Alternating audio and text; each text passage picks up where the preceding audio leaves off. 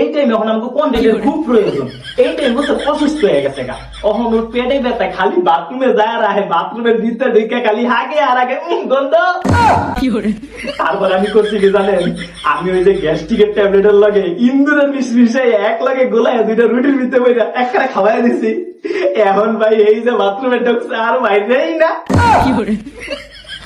আসলে এই বউ ব্যবসায়ী গো মাথায় যে কিছু নাই, একমাত্র গোবর ছাড়া এই হালাগো কন্টেন্টেই বোঝা যায়।